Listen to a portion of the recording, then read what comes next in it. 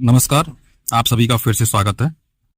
आज हम आपको बताएंगे किसी भी रोगी व्यक्ति और स्वस्थ व्यक्ति का स्वास्थ्य परीक्षण करते समय सबसे पहले कौन सी जांच करनी चाहिए। दोस्तों, ये जांच इतनी आवश्यक है कि यदि हम इस जांच को नजरअंदाज करते हैं तो रोगी को पूर्ण स्वस्थ करना बहुत ही मुश्किल कार्य हो जाता है। अक्सर आप सभी ने देखा होगा, कभी कभी कोई रोगी बहुत लंबे समय तक चिकित्सीय सहायता लेता है लेकिन फिर भी वो ठीक नहीं हो पाता। डॉक्टर, वैद्य, आयुर्वेद के जानकार बार बार अपना हर संभव प्रयास कर रहे होते हैं लेकिन उसको पूर्ण रूप से ठीक नहीं कर पाते हैं। दोस्तों, आज उसी महत्वपूर्ण बिंदु पर हम लोग बात करने जा रहे हैं। आप में से कुछ लोग शायद ये भी सोच रहे होंगे कि हम नाड़ी ज्ञान के बारे में शायद बात करने जा रहे हैं। नहीं दोस्तों, ऐसा नहीं है। आज हम उससे भी अधिक महत्वपूर्ण बिंदु के बारे में बात करने जा रहे हैं। वह महत्वपूर्ण बिंदु है नाभि ज्ञान। जी हाँ दोस्तों, आपने ठीक सुना। आज हम नाभि ज्ञान के बारे में बात करने जा रहे हैं।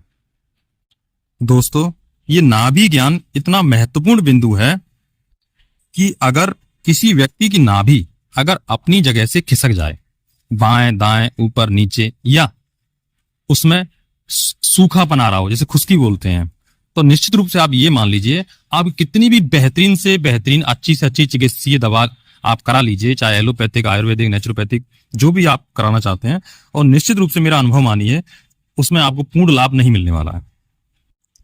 साथ ही यह भी बताना चाहूंगा, अगर आपके परिवार में, आपके आसपास कोई भी व्यक्ति किसी भी असाध्य रोग से पीड़ित है और डॉक्टर उसे लाइलाज कह चुके हैं, तो आप नाभि ज्ञान के माध्यम से, नाभि संतुलन के माध्यम से, नाभि उपचार के माध्यम से आप उसमें भी बहुत बड़े स्तर तक सुधार ला सकते हैं।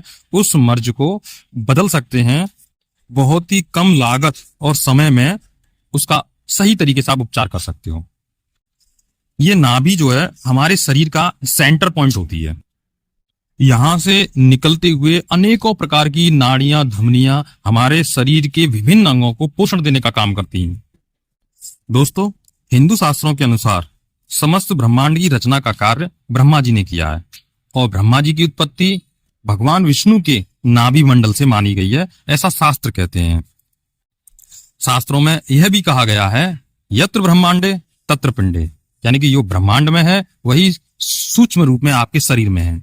मेरे कहने का आशय यह है कि जन्म से पहले जिस प्रकार मां और पुत्र के बीच में जो व्यवस्था प्रकृति ने बनाई है नाभि के द्वारा शरीर को पोषण देने की, उसके बावजूद जब बच्चे का जन्म हो जाता है, उसके बावजूद जब नाल काट दी जाती है, नाभि जो है हमारे स्वकेंद्रित भोजन से प्राप्त होने वाली ऊर्जा को शरीर के समस्त अंगों में संतुलित रूप से भेजने का कार्य करती है, यानी पोषण का कार्य करती है।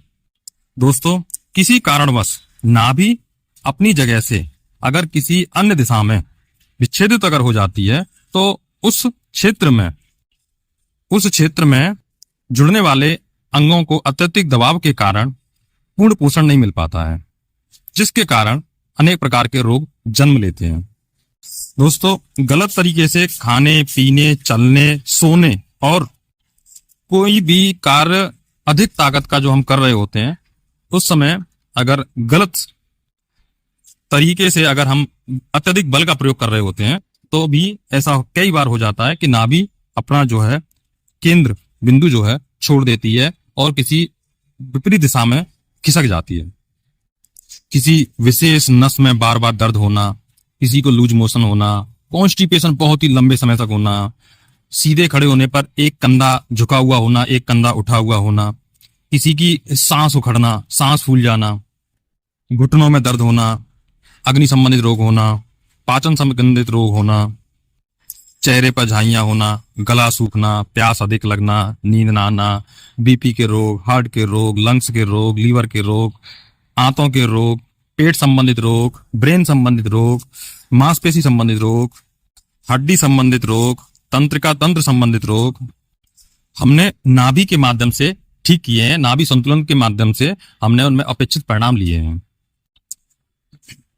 दोस्तों, किसी भी स्वास्थ्य संबंधित मामले में अगर आपको सफलता नहीं मिल रही है तो हमारा अनुभव मानिए आप सिर्फ नाभि ज्ञान के माध्यम से उस रोग में सफलता हासिल कर सकते हो।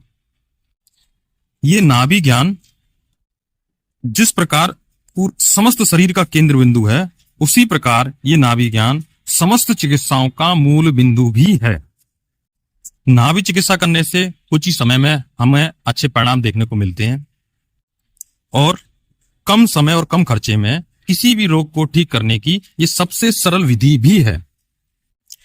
दोस्तों, नाभि परीक्षण कैसे किया जाता है और नाभि से रोगों का क्या संबंध है, अंगों पर, प्रमुख अंगों पर नाभि का क्या प्रभाव रहता है, ये सब हम जानेंगे अगले वीडियो में। जुड़े रहिए हमारे साथ और देखना ना भूलिए अगला वीडियो। तब तक के लिए जय श्री कृष्ण।